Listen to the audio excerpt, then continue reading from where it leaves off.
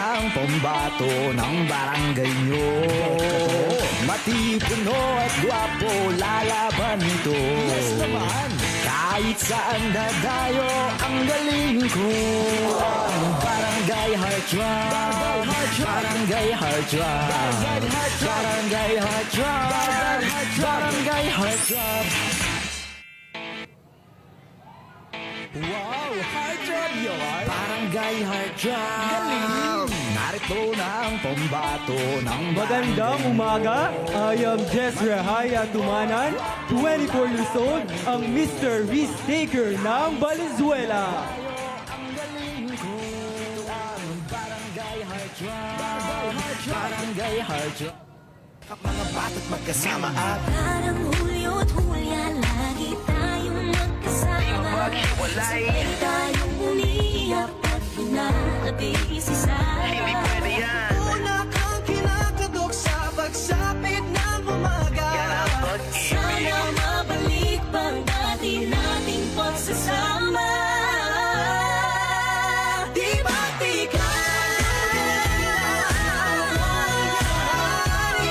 Ako yung prinsesa, saging mo palagi. ngunit ngayon'y malayo ka at malabong mangyari ang aking pagtingin. Bulong na lang sa hangin. Ibulong na lang. Harap na lang din, nagagaparin lang.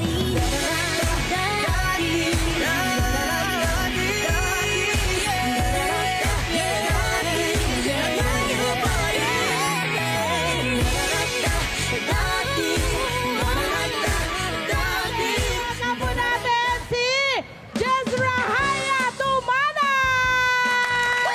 Good morning! Ayan na, ayan. Good morning, Good morning po, magandang umaga na 25. Yes! Magandang umaga, mga kabarangay! Ano ang tawag sa'yo ng mga kaibigan mo? Anong nickname mo? They call me Jess po. Jez! Yes po. Ayan, Jez!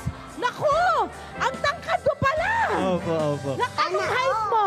I am 6'1". 6'1"? Yes po. Pengi po ng ano, angkla. Ang tangkad, ano?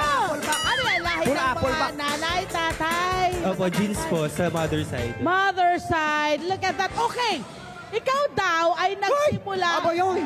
Ay, wow. Wow, ha? Ay, wow! May, may nagpunas agad. Woo! Thank you po, thank you. Ayan, nag-aaral ka pa? Yes po, I am taking Bachelor of Secondary Education, major in Mathematics sa pamantasan ng lungsod ng Valenzuela. Yan! Alam mo, na nakaikot na kami dyan sa PLV. Maganda yung school ninyo. Yes po. Maganda ng mga amenities nila dyan, diba? Napakahusay. Maraming salamat. Pampubliko yan, ano? Yes po, yes po. Yan ay mula sa taxpayers' money. Yes po, from the taxpayers. Mga taxpayer! Ay, gusto namin. So, gusto mong maging guro, maging teacher. Yes po, actually po Yes po, na-influensyahan po ako ng mother ko kasi Ng nanay. yes po, yung mother ko po ay teacher din po. Anong meron sa pagiging guro? Ano yung nakita mo sa nanay mo habang ginagawa niya? Hanggang ngayon, teacher pa rin ang mami mo Yes or po. nanay mo? Anong nakita mo sa kanya na parang nagbigay sa'yo ng idea na parang gusto ko yung ginagawa ng nanay ko? Siguro po yung educating the people. Kasi more than teaching your students, you also educate them to be good, kung Oo. paano maging mabuti. Hindi ka Okay. lang basta magtuturo ng isang asignatura. Nagtuturo ka kung paano maging mabuting tao po. Very good. Tapos, ang alam ko rin, pinilit mo or pinili mo na sustentuhan ang sarili mo dahil naging working student, tama ba? Yes po, nag-BPO po ako. Bakit paano mo sinabi yun sa nanay mo? Bakit ka nag-decide na maging working student? Nag-decide po ako mag-working student kasi as a teenager po, marami po kami pangangailangan. Yes. So, kailangan ko pong sustentuhan not just my needs but also my wants. Especially po nagpa-pageant po. Mahusay! Yun naman yung tama at kailangan magkaroon ka ng magandang magkaroon ka ng financial literacy. Actually, po. yan dapat ang ituro natin sa ating mga anak. Pumasok ka ng pageantry and modeling. Yes po. Paano ka napasok dyan sa pageantry and modeling? Influence po ng friends, they push me na mag-join sa pageantry. Then sabi ko, why not? Try ko po. Ano yung natutuhan mo habang ikaw ay nagpa-pageantry and modeling? Actually po, there's a lot. But among a lot po, it would be boosting my self-confidence. Kasi po, Totoo. na-improve ko po yung communication skills ko, kung paano po ako makipag-socialize. And at the same time po, yung gusto kong sabihin sa Madla, which is my advocacy, which is all about mental health. Ang ganda! At, eto, pakinggan nyo to.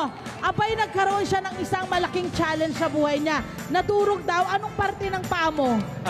Right? Po, right Oo, po.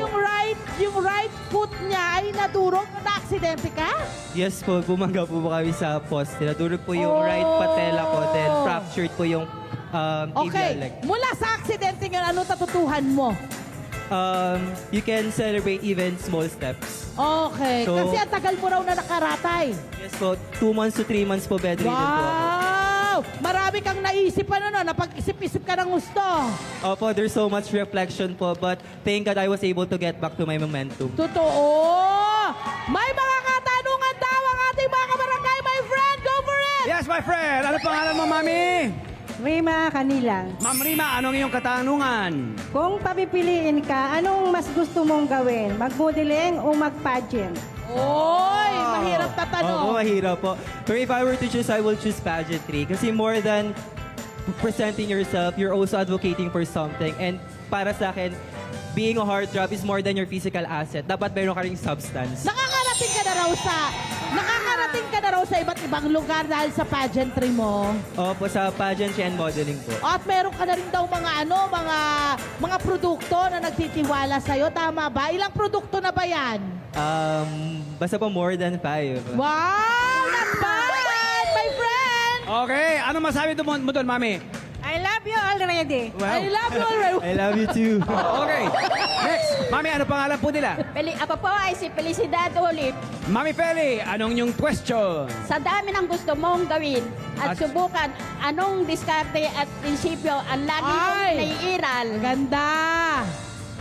Siguro po yung lagi ko pong mantra sa buhay, God will provide. Not just financially, but also physically, mentally, emotionally, and spiritually. Kasi sobrang hirap ng buhay. And if binibigyan ko yung sarili ko ng motivation that God will provide, I know no one can against me. Totoo naman! Good job. Oh, Mami, okay ba? Ano masasabi mo? The best ka! Mami, next. Ano pong katanungan? Anong pong pangalan niyo po, Mami?